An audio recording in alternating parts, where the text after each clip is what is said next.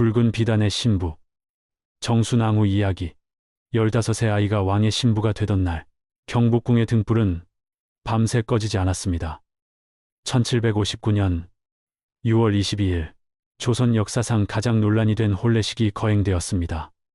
왕은 66, 신부는 15. 51년이라는 나이 차이는 단순한 숫자가 아니었습니다. 그것은 조선의 운명이 뒤틀리기 시작한 순간이었습니다. 혼례의 붉은 비단 속에서 무엇이 시작되었을까요? 그 화려한 불빛 뒤에는 어떤 어둠이 숨어 있었을까요? 오늘 우리는 한 소녀의 이야기를 통해 조선 왕조의 가장 잔혹한 권력의 민낯을 마주하게 될 것입니다. 가야금에 가늘고 애절한 선율이 궁궐을 가득 채우던 그날, 경주 김문의 딸 김씨는 왕비의 예복을 입고 경복궁으로 향했습니다.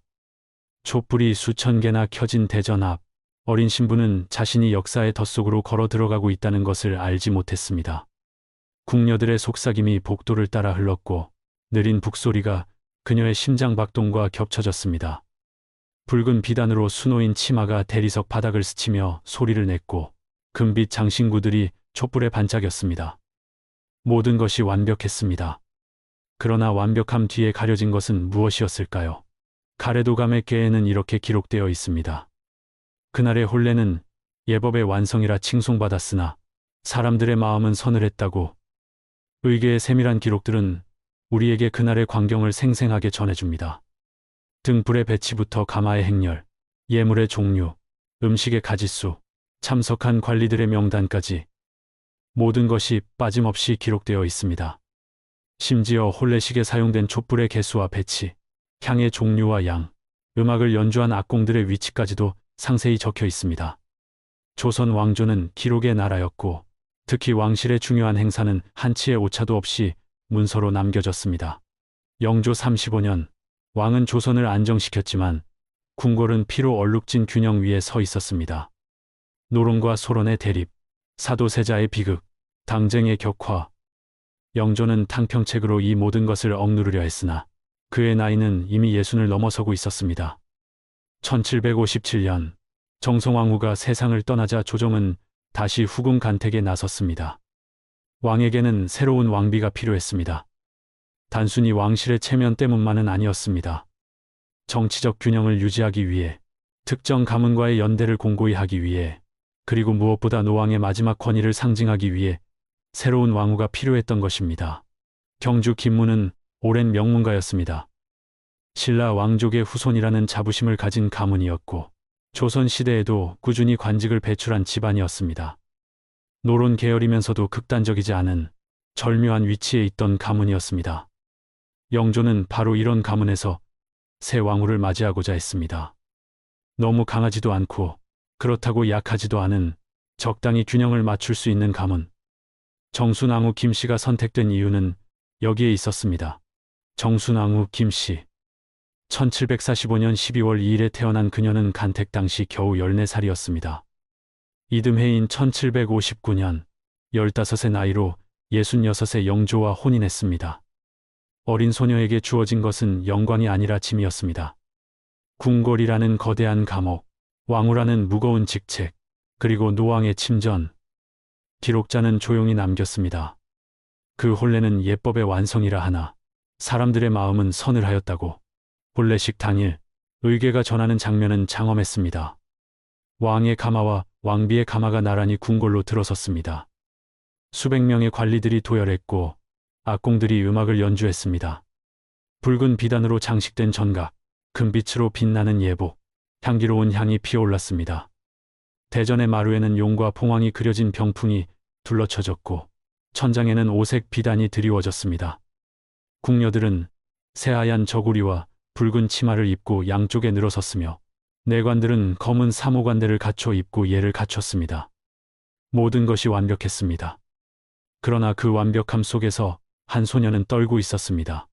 혼례식은 유시에 시작되어 술식까지 이어졌습니다. 3시간이 넘는 긴 의식이었습니다. 초래청에서 행해지는 복잡한 절차들, 술잔을 나누는 합끝내, 패백을 드리는 현구고래. 15살 소녀는 이 모든 의식을 정확히 수행해야 했습니다. 한치의 실수도 용납되지 않았습니다. 수백 쌍의 눈이 그녀의 모든 움직임을 지켜보고 있었고 수십 명의 기록관이 그녀의 행동을 낱낱이 기록하고 있었습니다. 왕후가 된 아이. 그러나 그녀의 세상은 아직 시작되지 않았습니다.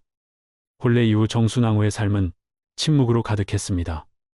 66의 노왕 곁에서 15의 소녀는 무엇을 느꼈을까요? 역사는 그녀의 감정을 기록하지 않았습니다. 다만 우리는 상상할 수 있을 뿐입니다. 밤이 되면 그녀는 영조의 침전으로 갔을 것입니다. 촛불이 희미하게 타오르는 방에서 기침 소리가 끊이지 않는 노인 곁에서 그녀는 무슨 생각을 했을까요? 왕후는 왕을 존경했습니다. 아니, 존경해야 했습니다. 그것이 그녀에게 주어진 역할이었으니까요. 그러나 그 곁엔 늘 고요가 흘렀습니다. 종이문에 빗소리가 내리던 날, 영조의 먼 기침 소리가 들려오던 밤, 궁녀들의 속삭임이 복도를 채우던 시간들. 정순왕후는 그 모든 순간을 침묵으로 견뎌냈습니다. 궁궐의 생활은 엄격했습니다.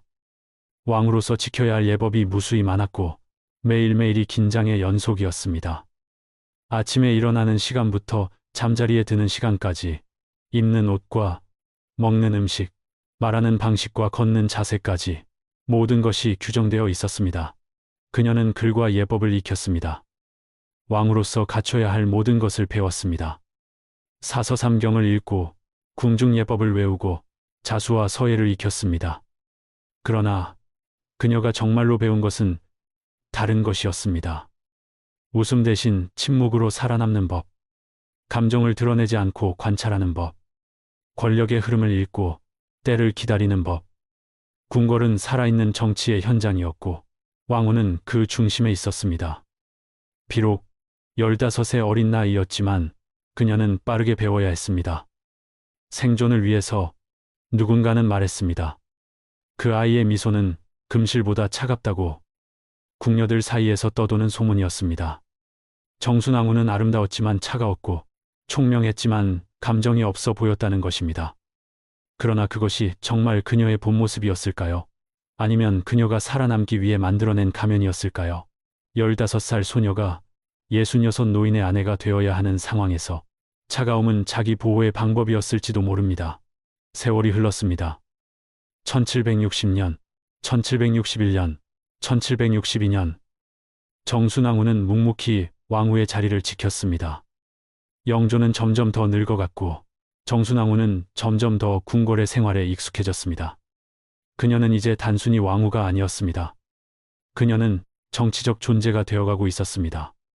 노론 가문 출신이라는 배경, 왕후라는 위치, 그리고 시간이 그녀에게 힘을 주었습니다. 1776년, 영조가 승하했습니다. 그의 재위 52년은 조선 역사상 가장 긴 통치 기간이었습니다. 영조가 죽던 날, 궁궐은 통곡으로 가득했습니다. 관리들이 곡을 했고, 백성들이 슬퍼했으며, 궁녀들이 눈물을 흘렸습니다. 그러나 정순왕후는 조용했습니다. 그녀는 예법에 따라 상복을 입고, 곡을 하고, 장례를 준비했습니다. 그러나 그녀의 눈에는 눈물이 없었다고 합니다. 17년을 함께 산 남편의 죽음 앞에서 그녀는 여전히 차가웠습니다. 정순왕후는 이제 왕대비가 되었습니다. 31살의 젊은 왕대비였습니다. 그러나 권력은 그녀의 손에 오지 않았습니다. 왕위는 정조에게 돌아갔고 새로운 시대가 시작되었습니다. 정조는 사도세자의 아들이었습니다. 뒤주 속에서 죽은 비극적인 왕자의 아들. 정조는 할아버지 영조가 이루지 못한 진정한 개혁을 꿈꿨습니다. 정조는 개혁군주였습니다. 그는 즉위하자마자 규장각을 설립했습니다. 젊고 유능한 학자들을 모아 새로운 정책을 연구하게 했습니다. 신분에 상관없이 인재를 등용했고 서울 출신에게도 기회를 주었습니다. 당파의 벽을 허물고 공정한 인사를 실시했습니다. 백성들의 삶을 개선하기 위한 정책들을 추진했습니다. 그의 치세 24년은 조선의 문예 부흥기였습니다. 박제가, 정약용, 이덕무 같은 뛰어난 학자들이 활동했고 실학이 발전했으며 문화가 꽃피었습니다. 그러나 이 모든 변화 속에서 정순왕후는 어디에 있었을까요? 정조가 즉위하자 왕대비는 궁의 그림자 속으로 물러났습니다. 그러나 그림자는 결코 사라지지 않았습니다. 그녀는 조용히 지켜보았습니다. 정조의 개혁이 진행되는 것을, 노론 벽파의 세력이 약화되는 것을, 자신과 가까운 사람들이 하나둘 권력에서 멀어지는 것을 24년이라는 시간 동안 그녀는 기다렸습니다. 인내심을 가지고 조용히, 그러나 확실하게. 정조 시대 정순왕후의 위치는 애매했습니다. 그녀는 왕대비로서 존경받아야 할 존재였지만 정치적으로는 배제되어 있었습니다. 정조는 할아버지 영조의 왕후를 예우했지만 그녀에게 정치적 권한을 주지는 않았습니다. 오히려 정조는 생모 해경궁 홍씨를 더 가까이 두었고 정순왕후는 점점 고립되어 갔습니다. 궁궐 안에서 그녀의 위치는 점점 더 애매해졌습니다. 명목상의 왕대비일 뿐 실질적인 영향력은 없었습니다. 역사가들은 이 시기 정순왕후의 역할에 대해 다양한 해석을 내놓습니다. 어떤 이들은 그녀가 정조의 개혁에 협조적이었다고 말합니다. 왕실의 어른으로서 젊은 왕을 지지했다는 것입니다. 그러나 다른 이들은 그녀가 은밀히 반대 세력을 지원했다고 주장합니다. 노론 벽파의 인물들과 접촉하며 언젠가 올 기회를 준비했다는 것입니다. 확실한 것은 그녀가 침묵 속에서 자신의 힘을 축적하고 있었다는 사실입니다. 1800년 6월 28일 정조가 갑작스럽게 승하했습니다. 그의 나이 불과 49세였습니다. 죽음의 원인에 대해서는 여전히 논란이 있습니다. 독살설부터 과로사까지 다양한 가설들이 제기되었으나 확실한 결론은 없습니다. 어떤 이들은 정조가 과로로 쓰러졌다고 말합니다. 밤낮 없이 정사를 돌보고 개혁을 추진하느라 몸을 혹사했다는 것입니다. 다른 이들은 독살을 의심합니다. 정조의 개혁에 반대하던 세력들이 음모를 꾸몄다는 것입니다. 그러나 확실한 증거는 없습니다. 그러나 확실한 것은 그의 죽음으로 조선의 개혁 시대가 끝났다는 것입니다. 정조가 쌓아올린 모든 것이 한순간에 무너질 위기에 처했습니다. 규장각의 학자들은 불안해했고 개혁 정책의 수혜자들은 두려워했으며 백성들은 걱정했습니다. 조선의 미래가 어떻게 될 것인가? 개혁은 계속될 것인가? 아니면 멈출 것인가? 11살의 어린 순조가 왕위에 올랐습니다. 어린 왕에게는 후견인이 필요했습니다. 그리고 그 역할을 맡은 사람이 바로 정순왕후였습니다. 대왕 대비로서 그녀는 수렴청정을 시작했습니다. 발 뒤에 휘장을 치고 어린 왕 대신 정사를 돌보는 것. 41년을 기다린 끝에 마침내 조선의 권력이 그녀의 손에 쥐어졌습니다. 15세 궁에 들어와 55세가 되어 마침내 진짜 권력을 잡은 것입니다. 그녀의 섭정은 안정이라 불렸습니다. 표면적으로는 그랬습니다. 어린 왕을 보호하고 나라를 안정시키며 정조의 유지를 받든다는 명분이었습니다. 그러나 실은 복수의 시간이기도 했습니다. 24년 동안 쌓인 원한, 권력에서 밀려난 분노, 무시당한 자존심, 이 모든 것이 폭발하기 시작했습니다. 정조가 쌓아올린 개혁의 성과들이 하나씩 무너지기 시작했습니다. 먼저 인사가 바뀌었습니다. 규장각의 학자들이 하나둘 자리에서 물러났고 정조가 등용했던 남인과 소론 인사들이 파직되었습니다. 대신 노론 벽파의 인물들이 요직을 차지했습니다. 김관주, 심한지 같은 인물들이 다시 권력의 중심으로 돌아왔습니다. 여러분이 이 장면에서 조선 왕조의 잔혹한 권력 투쟁을 느끼신다면 조용히 좋아요 버튼을 눌러주세요. 정책도 바뀌었습니다. 정조가 추진했던 개혁 정책들이 중단되거나 폐기되었습니다. 서울 허통의 정책이 약화되었고 백성들을 위한 복지 정책들이 축소되었습니다. 탕평책은 유명무실해졌고 다시 당파 정치가 부활했습니다. 조선은 빠르게 과거로 돌아가고 있었습니다. 1801년 봄, 신유년의 박해가 시작되었습니다. 천주교에 대한 대대적인 탄압이었습니다. 표면적인 이유는 명확했습니다. 천주교는 조선의 유교 질서를 위협하는 사교였고 서양 세력의 침투 통로였으며 부모에 대한 제사를 거부하는 불효의 종교였습니다. 제사를 지내지 않는다는 것은 조선 사회에서 용납될 수 없는 일이었습니다. 조상 숭배는 단순한 종교의식이 아니라 사회 질서의 근간이었으니까요. 그러나 진짜 이유는 다른 곳에 있었습니다. 천주교는 정조시대의 남인 학자들 사이에서 퍼져나갔습니다. 이승훈이 중국에서 세례를 받고 돌아온 것이 1784년이었습니다. 그 후 이가완, 정약종, 정약용, 권철신 같은 남인 학자들이 천주교를 받아들였습니다. 이들은 단순히 종교를 믿는 사람들이 아니었습니다. 그들은 정조의 개혁을 지지했던 지식인들이었고 새로운 시대를 꿈꾸던 사람들이었습니다. 실학을 연구하고 서양 문물을 받아들이며 조선의 변화를 모색하던 인물들이었습니다. 천주교 탄압은 종교 탄압이 아니었습니다. 그것은 정치적 숙청이었습니다. 정조의 인물들을 제거하고 개혁의 싹을 자르며 권력을 재편하는 과정이었습니다. 천주교는 명분이었을 뿐 진짜 목표는 남인 세력의 제거였습니다. 노론 벽파는 오랫동안 이 기회를 기다려왔습니다. 그리고 정순왕후의 수렴청정은 그들에게 완벽한 기회를 제공했습니다. 신유박해의 명령은 짧았습니다. 천주를 믿은 죄, 사상의 죄 모두 단칼에 잘렸습니다. 1801년 8월 4일 체포령이 내려졌습니다. 서울과 지방의 천주교 신자들이 일제히 체포되기 시작했습니다. 양반 학자부터 평민, 부녀자까지 신분을 가리지 않았습니다. 의금부의 옥사는 죄인들로 가득 찼고 고문이 시작되었습니다. 이승우는 참수되었습니다. 천주교를 조선에 처음 들여온 인물로서 그는 주모자로 지목되었습니다. 그는 끝까지 신앙을 버리지 않았고 1801년 11월 8일 서소문 밖에서 참수되었습니다. 그의 나이 50세였습니다. 정약용의 형제들은 유배되었습니다. 정약종은 옥사했고 정약전과 정약용은 각각 흑산도와 강진으로 유배되었습니다. 권철신을 비롯한 수많은 남인 학자들이 처형되었습니다. 권철신은 장사령을 당했고 그의 형제 권일신도 함께 죽었습니다. 중국인 신부 주문모는 체포되어 참수되었습니다. 그는 1795년 조선에 밀입국하여 비밀리에 선교 활동을 해왔습니다.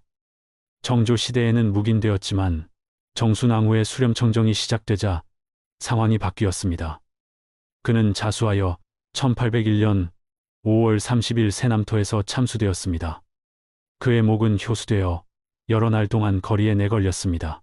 그의 봄부터 겨울까지 조선의 피는 계속 흘렀습니다. 기록에 따르면 300여 명이 처형되거나 유배되었습니다. 그러나 실제 희생자는 훨씬 더 많았을 것입니다. 직접적으로 처형당하지 않았더라도 가족이 몰락하고 재산을 잃고 사회적으로 매장당한 사람들까지 포함한다면 그 수는 헤아릴 수 없습니다. 한 사람이 처형되면 그 가족 전체가 파멸했습니다. 자식들은 관직에 나갈 수 없었고 재산은 몰수되었으며 사회적 낙인이 찍혔습니다. 궁궐의 명은 짧았고 목숨은 가벼웠습니다. 그 명을 내린 이는 정순왕후였습니다. 물론 그녀 혼자만의 결정은 아니었습니다. 노론, 벽파의 영수들, 김관주, 심환지, 서용보 같은 인물들이 그녀를 둘러싸고 있었습니다. 이들은 탄압을 주도했고 정책을 위반했으며 처벌을 집행했습니다. 그러나 최종적인 결정권자는 수렴청정을 하는 대왕대비였습니다. 그녀의 승인 없이는 아무것도 진행될 수 없었습니다. 역사가들은 묻습니다. 정순왕후는 정말로 이 모든 학살을 원했을까요?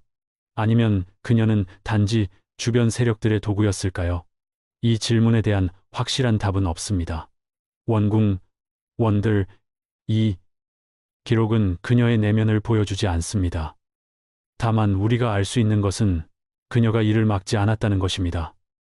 그리고 권력자에게 있어 방관은 곧 동의입니다. 그녀는 대왕대비로서 탄압을 중단시킬 수 있었습니다. 그러나 그녀는 그렇게 하지 않았습니다. 어떤 사람들은 그녀를 변호합니다. 그녀도 어쩔 수 없었다고, 시대의 흐름이었다고, 조선의 질서를 지키기 위해서는 불가피한 선택이었다고 말합니다. 천주교가 정말로 조선 사회의 위협이 되었고 왕조의 안정을 위해서는 탄압이 필요했다는 것입니다. 그러나 다른 사람들은 반박합니다. 정조는 천주교를 묵인하면서도 나라를 잘 다스렸다고, 탄압은 권력 투쟁의 수단이었을 뿐이라고 말합니다. 기록자는 남겼습니다. 그날의 피는 경복궁의 돌을 물들였다고. 사형 집행은 주로 새벽에 이루어졌습니다. 횃불이 밝혀진 형장에서 칼날이 번쩍이고 비명이 울려 퍼졌습니다. 서소문 밖 내거리, 세남터, 당고개, 이곳들이 순교의 땅이 되었습니다. 피가 땅에 스며들었고 목이 잘린 시신들이 쌓였으며 가족들의 통곡 소리가 하늘을 찔렀습니다. 그리고 궁궐에서는 촛불 하나가 홀로 타고 있었습니다. 대왕대비의 처소에서 정순왕후는 그 밤들을 어떻게 보냈을까요? 잠을 잤을까요? 아니면 깨어 있었을까요? 양심의 가책을 느꼈을까요? 아니면 정당함을 확신했을까요? 역사는 대답하지 않습니다. 다만 촛불만이 홀로 타올랐습니다. 신유박해는 단순한 종교 탄압이 아니었습니다. 그것은 정조의 유산을 지우는 작업이었고 개혁의 씨앗을 뿌리째 뽑아내는 과정이었으며 권력을 재편하는 피해 의식이었습니다. 그리고 그 중심에는 한때 15의 어린 신부였던 여인이 서 있었습니다. 55세가 된 그녀는 이제 더 이상 연약한 소녀가 아니었습니다. 그녀는 조선에서 가장 강력한 여인이었고 그 힘으로 수백 명의 목숨을 앗아갔습니다. 이 장면이 여러분의 마음에 남는다면 댓글로 여러분의 생각을 나눠주세요. 1803년 또는 1804년 수렴청정이 공식적으로 종료되었습니다. 순조가 친정을 선포했기 때문입니다. 그러나 종료 시점에 대해서는 사료마다 차이가 있습니다.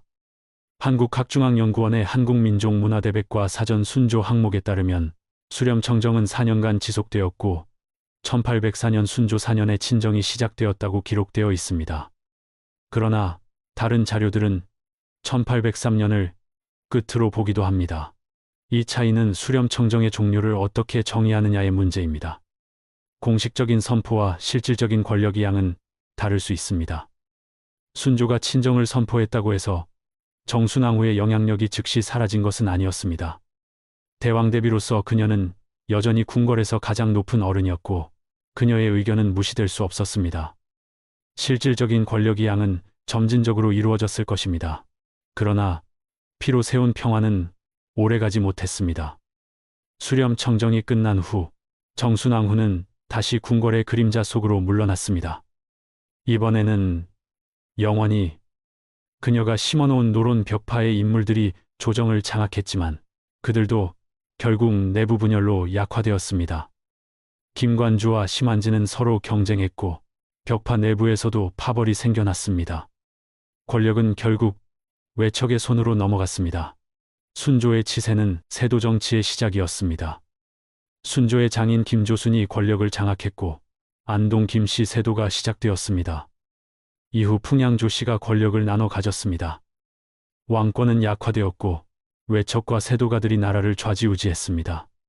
백성들의 삶은 더욱 피폐해졌고 부패는 만연했으며 밀란이 일어났습니다. 조선은 쇠퇴의 길로 접어들었습니다. 수렴청정은 끝났고 그녀 곁엔 아무도 남지 않았습니다. 한때 그녀를 떠받들던 신하들도 그녀의 결정을 따르던 관리들도 이제는 새로운 권력의 중심으로 옮겨갔습니다. 권력이란 그런 것입니다. 있을 때는 모두가 모여들지만 사라지면 모두가 떠나갑니다. 정순왕후는 이제 쓸모없는 존재가 되었습니다. 대왕대비라는 칭호는 여전했지만 실질적인 영향력은 사라졌습니다. 왕을 잃은 여인은 이제 나라의 그림자로 살았습니다. 대왕대비라는 칭호는 여전했지만 실질적인 영향력은 사라졌습니다.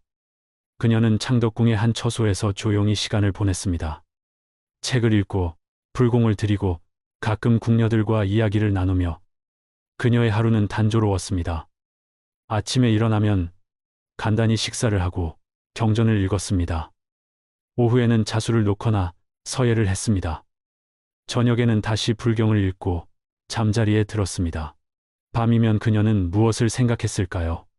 15세 궁에 들어온 그날을, 66의 노왕 곁에 앉았던 순간을, 41년을 기다린 끝에 쥔 권력을, 그리고 그 권력으로 흘린 피를. 후회가 있었을까요? 아니면 모든 것이 정당했다고 믿었을까요? 역사는 그녀의 마음을 기록하지 않았습니다. 우리에게 남은 것은 사실들 뿐입니다. 그녀가 내린 명령들, 그녀의 시대에 일어난 사건들, 그녀가 죽은 후 남은 것들. 그러나 때로는 침묵이 더 많은 것을 말해줍니다. 정순왕후의 침묵은 그녀의 삶 전체를 관통하는 주제였습니다. 15세 궁에 들어와서부터 60안에 죽을 때까지 그녀는 늘 침묵했습니다.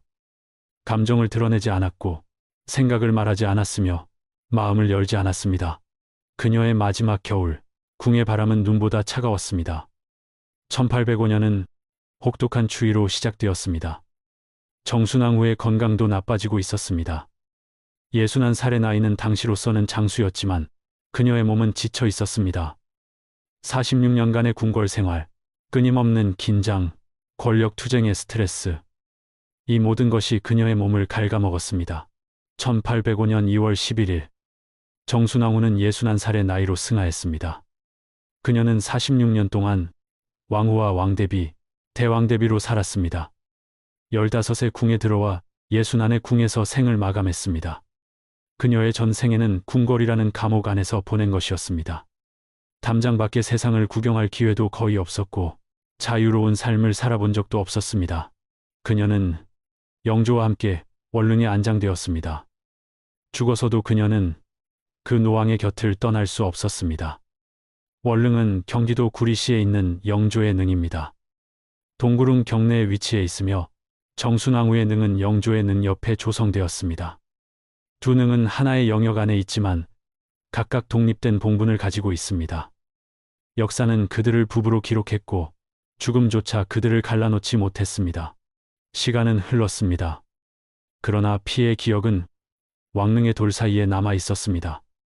신유박해는 조선 천주교 역사의 중요한 사건으로 기억되고 그때 순교한 사람들은 후대의 성인으로 추대되었습니다. 이승우는 1984년 교황 요한 바오로 2세에 의해 시복되었고 1987년 시성되었습니다. 그와 함께 순교한 수많은 사람들도 함께 복자와 성인의 반열에 올랐습니다. 이승훈과 그의 동료들의 이름은 역사에 영원히 남았습니다. 권철신, 정약종, 주문모, 이들의 이름은 순교자로서 기억되고 있습니다. 그러나 그들을 죽인 사람들의 이름도 함께 남았습니다. 정순왕후, 김관주, 심한지, 이들의 이름은 탄압자로서 기록되어 있습니다. 역사는 공정합니다. 가해자와 피해자를 모두 기억합니다. 역사가 우리에게 묻습니다. 정순왕후는 악인이었을까요? 아니면 희생자였을까요? 그녀는 권력의 굶주린 잔인한 여인이었을까요? 아니면 시대의 흐름에 휩쓸린 불쌍한 여성이었을까요? 이 질문에 대한 답은 단순하지 않습니다. 역사적 인물을 선악의 이분법으로 판단하는 것은 위험합니다. 인간은 복잡한 존재이고 역사는 더욱 복잡합니다. 권력은 평화를 약속했으나 늘 피를 요구했습니다. 이것이 조선 왕조의 진실이었고 모든 왕조의 진실이었습니다. 권력을 얻기 위해서는 누군가를 밟아야 했고 권력을 유지하기 위해서는 누군가를 제거해야 했습니다. 정순왕후는 이 진실을 체현한 인물이었습니다. 그녀는 권력의 희생자로 시작해서 권력의 가해자로 끝났습니다. 15의 권력에 의해 선택되었고 55의 권력으로 다른 이들을 죽였습니다. 그녀의 삶은 권력의 순환을 보여주는 하나의 사이클이었습니다. 피해자가 가해자가 되고 약자가 강자가 되며 희생자가 집행자가 되는 과정, 이것이 권력의 본질입니다. 권력은 사람을 변화시킵니다. 때로는 좋은 방향으로, 때로는 나쁜 방향으로 15의 소녀가 세운 조선의 균형은 결국 자신을 삼켰습니다. 그녀가 정조의 개혁을 되돌리고 노론 벽파를 복권시킨 것은 일시적인 승리였을 뿐입니다. 그 후 조선은 세도 정치의 늪에 빠졌고 왕권은 약화되었으며 백성들의 삶은 더욱 피폐해졌습니다.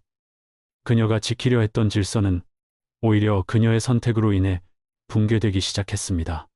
역사의 아이러니입니다. 그녀는 조선의 전통을 지키려 했습니다. 유교 질서를 수호하고 왕조의 안정을 도모하며 사회의 위계를 유지하려 했습니다. 그러나 그녀의 선택은 오히려 조선을 약화시켰습니다. 개혁의 기회를 막고 인재를 제거하며 변화의 싹을 잘라버렸기 때문입니다. 기록자는 묻습니다. 왕좌의 저주는 끝났는가? 정순왕후 이후에도 조선의 역사는 계속되었습니다. 순조, 헌종, 철종, 고종. 왕들은 계속 등장했지만 그들은 점점 더 허수아비가 되어갔습니다. 왕권은 점점 약해졌고 외척과 세도가들의 권력은 강해졌습니다. 안동 김씨, 풍양조 씨가 번갈아가며 권력을 독점했고 왕은 그저 그들의 꼭두각시였습니다. 마침내 1897년 대한제국이 선포되었습니다. 고종은 황제가 되었고 조선은 대한제국으로 국호를 바꿨습니다. 근대화를 추진하고 독립을 선언하며 새로운 시대를 열고자 했습니다. 그러나 그것도 잠시였습니다. 1905년 을사늑약이 체결되었고 1910년 한일병합이 이루어졌습니다. 조선 왕조는 518년의 역사를 마감했습니다.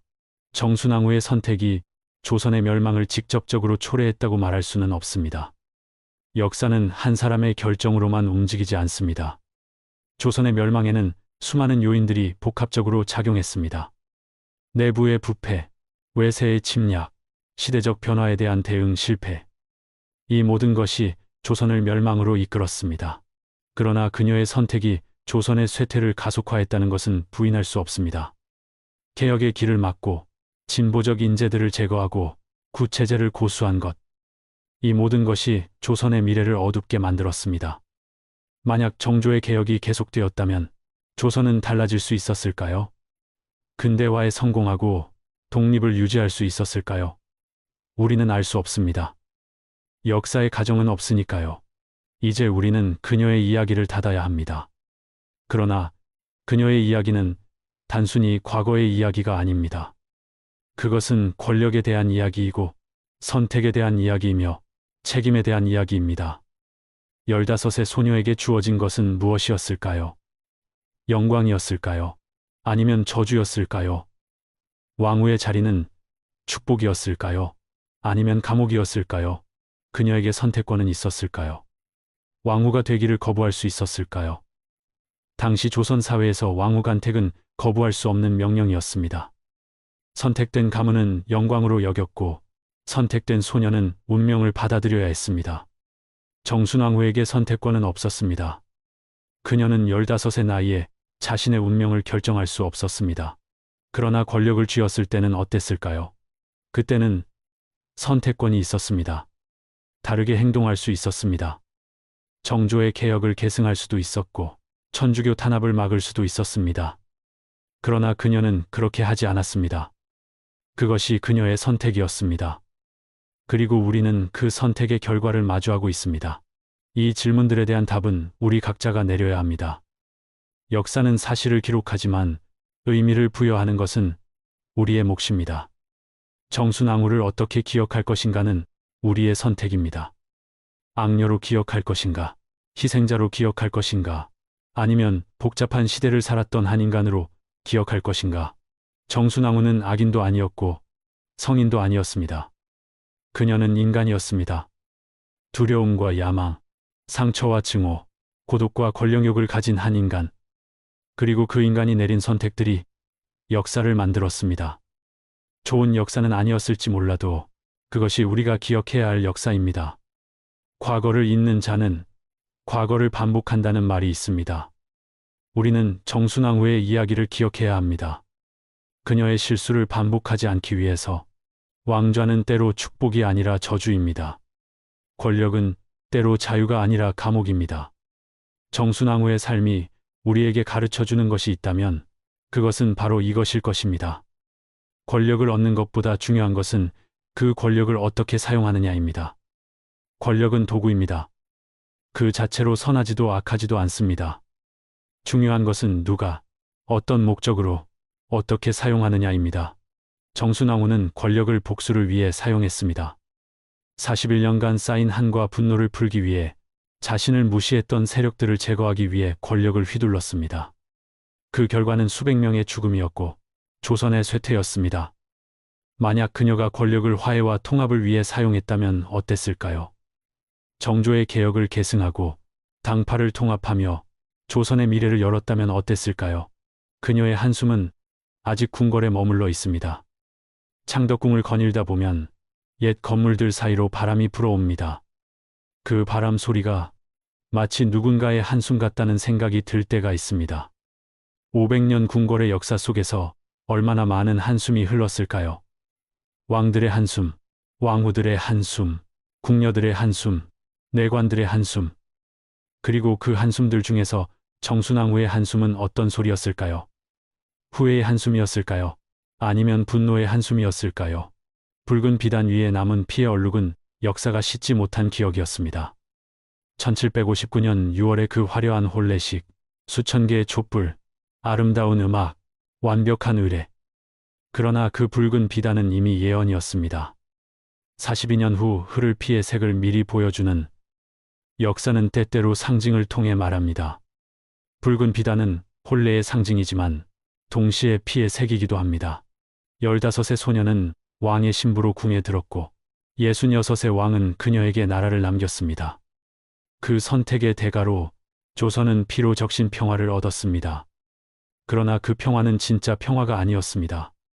그것은 억압된 침묵이었고 강요된 순종이었으며 두려움으로 만들어진 질서였습니다. 진정한 평화는 폭력이 아니라 대화로, 탄압이 아니라 포용으로, 권력이 아니라 정의로 만들어집니다. 정순왕후. 그 이름은 아직도 왕좌의 저주 속에서 잠들어 있습니다. 원릉의 돌 사이에서, 역사책의 페이지 사이에서, 우리의 기억 저편에서 그녀는 여전히 질문을 던집니다. 나는 옳았는가? 달리 할 수 있었는가? 내 선택은 정당했는가? 그리고 우리는 답해야 합니다. 비록 그 답이 편하지 않더라도 역사는 편안한 것이 아닙니다. 역사는 우리에게 불편한 질문을 던지고 어려운 선택을 요구하며 깊은 성찰을 촉구합니다. 이것이 조선의 마지막 소녀 왕후 정순의 이야기였습니다. 화려함과 비극, 권력과 고독, 선택과 책임의 이야기. 그리고 무엇보다 한 인간의 이야기. 역사 속에서 길을 잃지 않기 위해 우리는 이런 이야기들을 기억해야 합니다. 과거의 실수를 반복하지 않기 위해, 권력의 본질을 이해하기 위해, 그리고 더 나은 미래를 만들기 위해 정순왕후의 이야기는 우리에게 경고합니다. 권력은 책임이며 선택은 결과를 낳고 역사는 기억한다는 것을.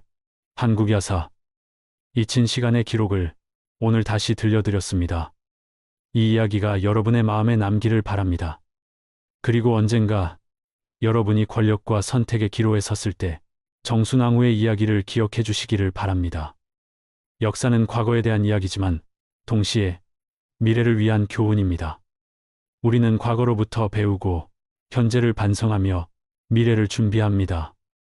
구독과 좋아요로 더 많은 역사 이야기를 함께 나눠주세요. 다음 이야기에서 또 만나겠습니다.